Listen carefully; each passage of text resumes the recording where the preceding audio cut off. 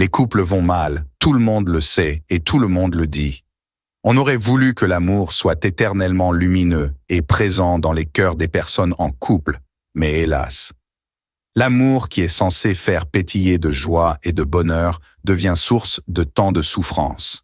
Des personnes qui se sont appréciées et aimées, du jour au lendemain, font l'option de la froideur et de l'indifférence l'un envers l'autre dans le ménage, pour protéger leur cœur à l'agonie, ou pire encore, se laissent posséder par les mauvais sentiments de haine, de désir de vengeance et de destruction de l'autre. Et pourtant, la relation avait bien débuté avec de l'amour plein les yeux et les cœurs. Une des causes de cette situation déplorable, que je hisse au premier niveau, est le manque de respect. Le dictionnaire définit le mot « respect » comme un sentiment qui porte à accorder à quelqu'un de la considération en raison de la valeur qu'on lui reconnaît. Quelle que soit la valeur qu'on pourrait attribuer à l'autre, il faut tout au moins lui reconnaître son humanité. Et à ce titre, le respect pour sa personne s'impose.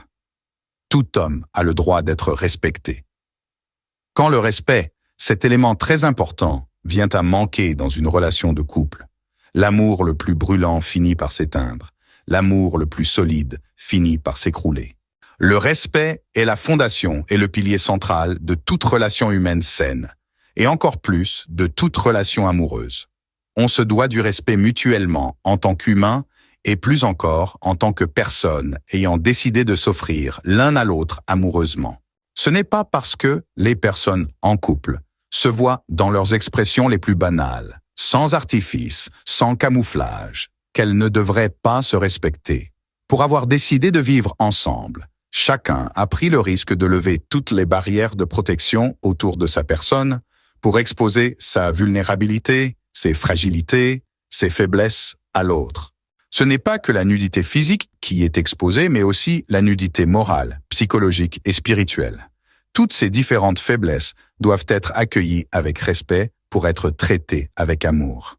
Les souffrances les plus fortes et douloureuses que les personnes en couple s'infligent, très souvent, sont dues en grande partie au manque de respect mutuel, qu'au manque d'amour ou à toute autre chose. Le respect nourrit la bienveillance, suscite l'empathie, préserve de l'envie de faire du mal à l'autre. Le respect à lui seul renferme déjà la majorité des ingrédients nécessaires et indispensables à l'expression de l'amour. Le contraire du respect, donc l'irrespect, bafoue, méprise, ignore, trahit, foule aux pieds l'autre. Et tout ceci s'oppose à l'amour. Pourquoi peut-on s'octroyer le droit de n'avoir aucun compte à rendre à l'autre sur ses sorties et ses entrées? Qu'est-ce qui peut pousser à tenir des propos méprisants à l'autre sans sourciller?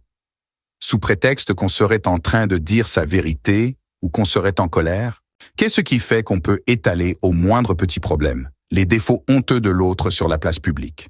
Qu'est-ce qui fait que celui qui a la puissance financière peut décider de tout, s'imposer à tort ou à raison à l'autre et rendre l'autre inexistant à ses côtés?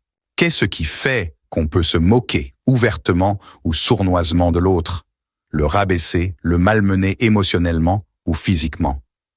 Qu'est-ce qui fait que l'on puisse mentir sur l'autre, dénigrer l'autre, l'accuser de tout, juste pour être perçu comme une victime afin de s'attirer la pitié, la sympathie et les faveurs de son entourage?